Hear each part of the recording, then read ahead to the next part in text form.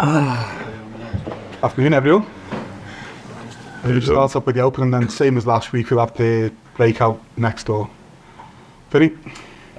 Jurgen, in the past week at various points, it's looked like you could have brought in 3 different midfielders. So how does Endo compare to the other 2? First of all, I'm very happy that we finally can announce we have an agreement with the club and the player, which is really cool. I'm absolutely happy about having Wataru in now. I am from Germany. I watch a lot of Bundesliga. I know him since he is at Stuttgart. I liked him pretty much from the start when he started playing there. The little problem with this, I think it's like if you want a little bit of late bloomer, and usually for us, for the way our owners see it, he was already too old when he joined Stuttgart.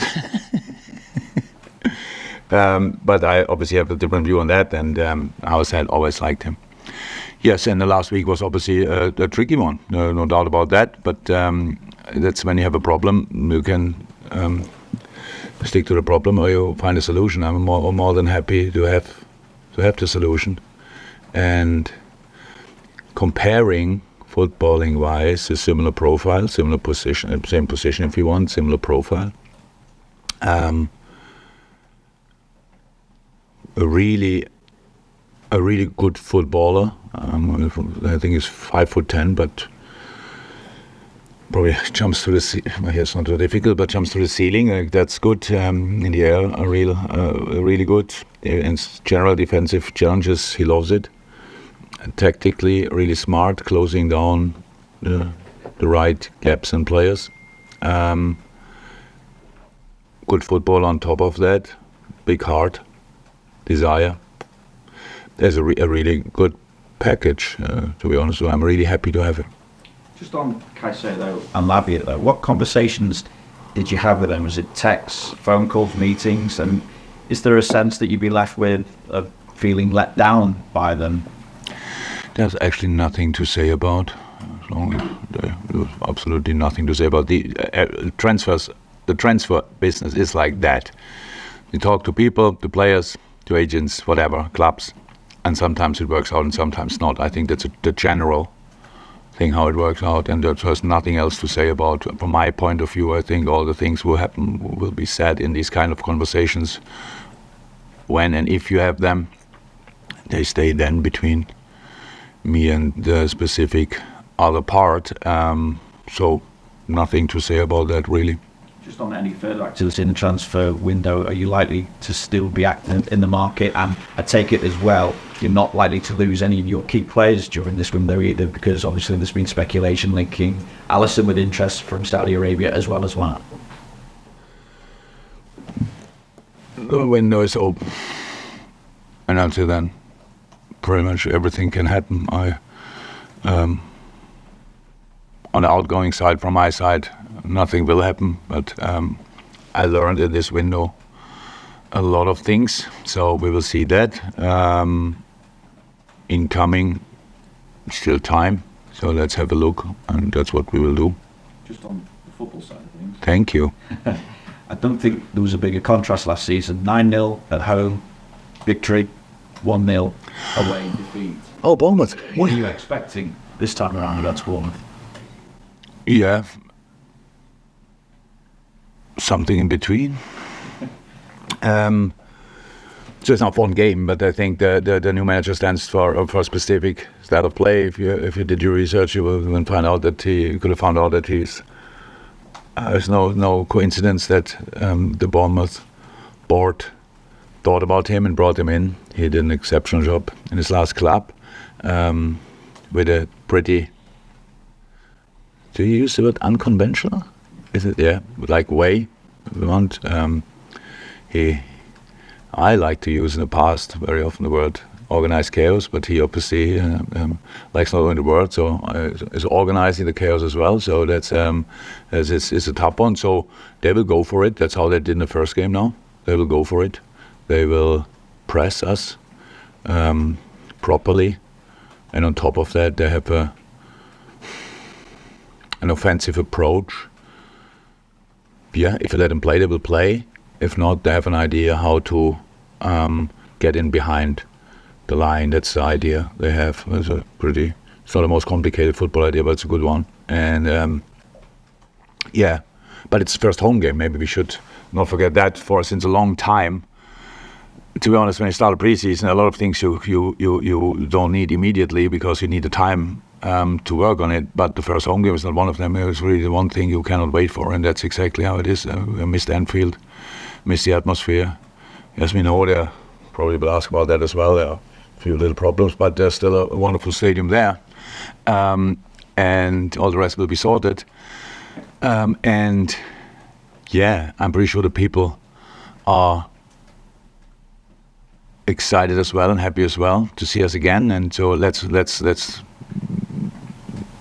use that as well. Yes, it's Premier League, and early in the season there are no favorites for nothing. It's just you have to be ready. You have to fight. You have to run. You have to play. You have to shoot. You have to tackle all these kind of things, and that's what I want to see.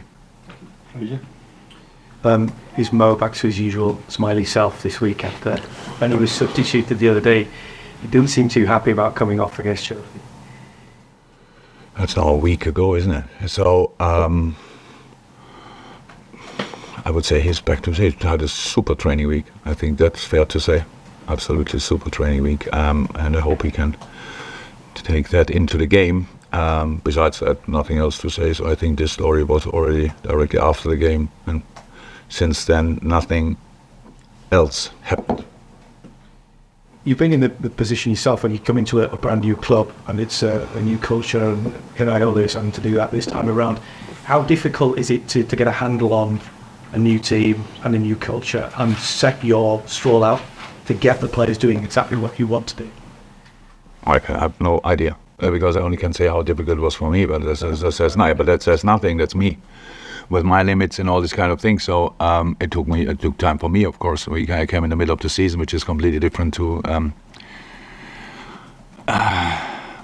coming in at the end of a season or for the start of a new season. That's different, obviously, and I don't expect any kind of necessary adjustments from between Bournemouth and the league or the manager and the league and stuff like this. They are now together for 5, 6, 7 weeks. I don't know exactly, and that's long enough, definitely long enough to get used to each other. And that's no advantage, no disadvantage. That's just a fact. Mike? Yeah, again, some good contributions last week from both of your debutants in midfield, Dominic Szoboszlai and Alexis Mac Allister. How do you think they, in particular, can benefit from your new signing, Endo, given he'll be able to play in a defensive role where Alexis had to fill in for the most part last week, and that is not his best position? It is in moments his best position. In moments, I mean, possession, that's for sure, is cool for him. But let's go back to the start of your question, maybe. First and foremost, both help us a lot, and they did in that game. I think Dom was especially impressive physically, how his work rate until the last second was immense. To be honest, I didn't expect that.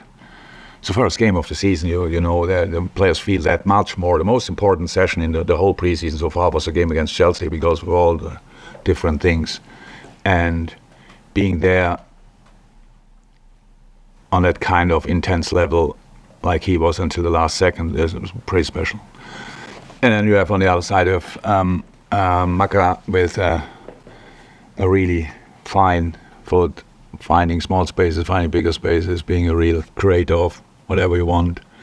That's really helpful, but with a really, really good defensive game as well.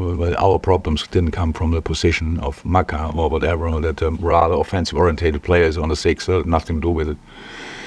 We didn't play enough football. That was our problem. We got into a rush after the equalizer, and they scored a second goal pretty quick after each other, so that you could realize that we were not settled enough in the way we want to play.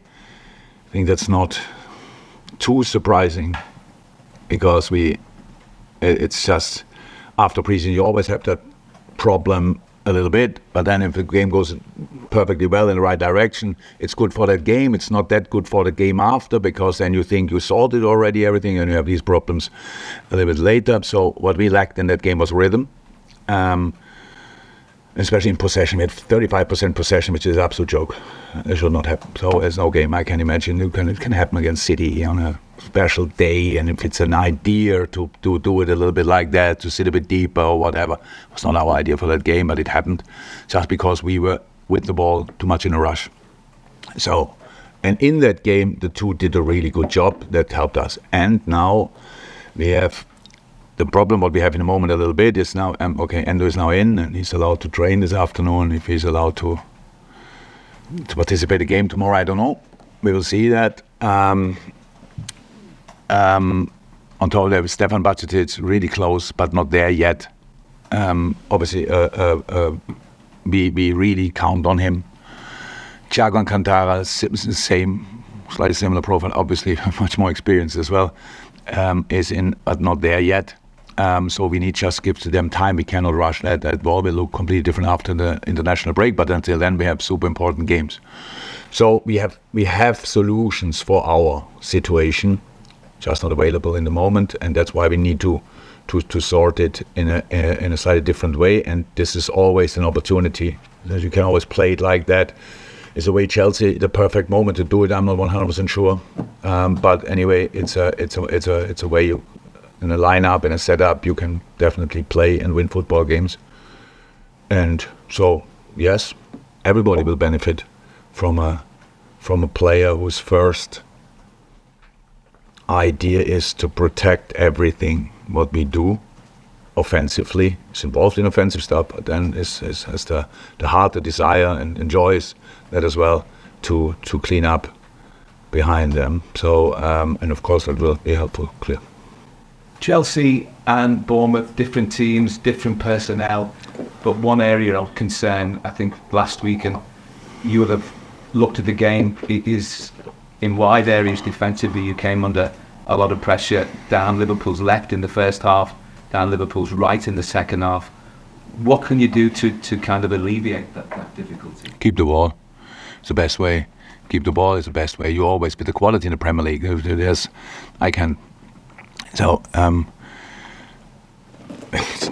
are always players who have there, whoever it is. But there's sort of Chelsea, I'm not sure if we put this room together, could now find out all the options they have with speed and technique on the wing, for example. So, in a situation, it was the setup they found. Then a little bit later, they suffered with that a lot in the beginning. We could have scored a second goal. The high position of Chilwell, as an example, caused them real problems. Colby found a way into the game, found a way to control more a bit better. But it's always, it's like an up and down, and you use little weaknesses here and there. It's much too early to talk about a weakness on a wing or whatever. It's just there. You have to organize it in a specific way that the balls arrive there in a moment when you can, when you are prepared for it. And that is the case when you don't lose the ball in moments where nobody can react on it. Because that's a counter-attack then. In the moment you lose to give the ball away, in a certain position, 5-6 players involved, bam, you give it away. And that was the first two situations they had in the game, I think, were after these kind of moments. And it's where you then still have the most players is the center, probably. That's why teams choose going down the wing, especially when you have the speed there, and that's why you struggle there from time to time. But that's not yet any kind of general problem, or what we start discussing again just because we had at one point in any other season a problem there. It's all about the best way to defend is always to keep the ball, and we should have done that better, and we did that much better in all. We worked a lot on it in our preseason games. That's really important. That is a challenge tomorrow as well, by the way, because they really press, they really go for it, and just being there calm and doing the right things and right stuff, knowing you can lose the ball here and there, and do it again. Finding rhythm and then finding direction is one of the questions we have to answer for tomorrow. Honestly. Hi. but kind of his football life always start with maybe underestimated situation. But like, for example, he didn't play Russia at all, but now he's a captain of our country. So do you think he can do that with you? I said, he's in his career, he's a late bloomer, definitely. And yes, he was definitely underestimated for a long time. That's clear, but he improved every year since he's on the proper football screen. It's really for a footballer. If you have your breakthrough with 23, 24, then the years before it's not wasted time or whatever. It's the preparation for all the rest what is coming. And when he came to Europe, obviously, and even started Stuttgart, was not that easy. But then since he got the opportunity, he never gave it away and became the player he became. And now he has, I think, 50 games for Japan, and I don't know how many games for Stuttgart. So it's really it's important for me. When you see him now running around here, there's no chance that anybody would give him 30 years when you see him. Like, oh my God, is he allowed to drive a car? So, but on the pitch, obviously, he turns into a real monster. He wants to win balls. He wants to fight. All these kind of things. Plus, he's able to play football. How is that? He was on my screen for a long time already, and now for some reasons, we were able to do it. And I'm personally really happy about it. I cannot say differently. I'm really happy. And now let's start working. So this club has obviously a tradition, not a real tradition, but we had one of the biggest LFC legends of my time, at least, with James Milner. He arrived here when he was, I think, 29. Not that anybody ever underestimated probably Millie, but probably people said in that time, I'm not sure, I was not here when he arrived, he came before me. Really, he's not a fixed lineup player here, there, blah, blah, blah, but can play different positions. And I can tell you, without James Milner, nothing of the success we had in last years would have happened.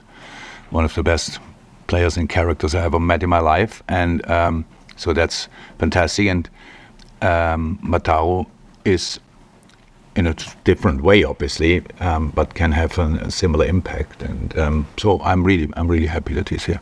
His one-to-one stats in Germany is phenomenal, isn't it? Sorry? His one-to-one stats in Germany was phenomenal. Yeah. He won the whole battle. Yeah. So how is that? You have to learn the game. Then wherever you start and whenever it clicks. It's just in football, we close books much too early. If a player is 18 years old and didn't have, 10 Premier League games, and we say, will he really make it? And stuff like this. So that's the world we are living in. It's absolutely no problem, really no problem. My job is not really to explain or whatever. Our job is to make it happen on the pitch, and he will buy into that 100%. He's experienced enough. We will see how much time it will need to get used to what we do. But yeah, we need him, that's clear. And he wants to help from the beginning, and that's absolutely cool. I'm really happy that these kind of stories are still possible in this crazy world of football, to be honest. It really feels just right. It's all right. It's like, okay. Yeah, that's a good thing. And now let's go from here. Thank you, Master. Any more for the Open? James, last one. Yeah, you said it had been a tricky week. Has it become harder this summer to attract players to Liverpool, do you think? I'm not sure if that's something to do with Liverpool, to be honest. And it's not harder to attract. No, not to attract. Everything is more difficult. Everything. So there are reasons, and you all know them. The problem is just whatever I say now about that. You probably wrote it already, these kind of stories or not, but what I will say now about it. But it's really difficult. There are a lot of things what are different this year or since last year as well already. Some clubs have just a different way to do it, and nobody understands 100% how it works, but somehow so far it works. And that's, you have, as a normal club, it's really difficult to catch up with them. It's really like, wow, okay, well then go for it, and you just watch it and what they are doing. That's fine. That's not my problem. I don't blame anybody. It's just how it is. The Saudi Arabia on top of that made things not easier. So we talk now about it, and that our window ends in 31st of August, and then I think the window there is still open. So if a player's not happy or whatever, then they will come again, or with even bigger offers. So I'm not sure. 3 weeks ago, anybody would have thought Neymar goes there, or 2 weeks ago, or 1 week ago. Now he's there as well. Yes, it's much more difficult. Everybody is interested in the way. Not everything was perfect. It's perfect in this European football or wider football, the traditional, where the big leagues are, stuff like this, and it's not written in stone that always everybody has to watch to the Premier League, or everybody has to watch the Bundesliga or La Liga or blah. So it's absolutely fine if there grows another league. That's how it is. It's still football. It's fine. We don't have the right to say that's not allowed. China tried it. USA maybe still trying it. It's absolutely fine. It's no problem. But the endless money causes a problem. That's how it is. Because we just sit here and okay, what can we do now? And it would be cool if somebody could find just a solution, a little bit regulation. I don't know. No time to think about it. I have obviously other things to do. But yes, it became more difficult. But not to convince players to go to Liverpool. I don't think so. We 100%. If I would have called, I don't know, 1 million players, they all would have come here immediately. It's just we have to make sure that you go for the right ones from our point of view. Then for our timing is different than other timings, because we cannot just spend and have a look later. That's how it is, and it's all fine. It's absolutely fine. I sit here and I'm really happy with the transfer window in this moment. So our transfer window in this moment. And I know what happened last week, and I know how football fans are, and I know that they would prefer to bring in a player who is 110 or 150 or whatever million, and that your club can do that. That's kind of nice. But in the end, the pitch has the same size. The player will not grow with the money he costs. It's rather the other way around. So, I'm really happy for the moment. We will keep watching, we will keep looking, we will try with all we have to make the best decisions for this club, and then we will not use money or anything else as an excuse for 1 second. We will just go for it with all we have, and that's the idea. But now it's a transfer window, obviously, and that's why we talk about it. But it's fine. It's how it is, and we do it our way, and we are here, and we are ready to fight. Thank you, everyone. Thank you. Welcome.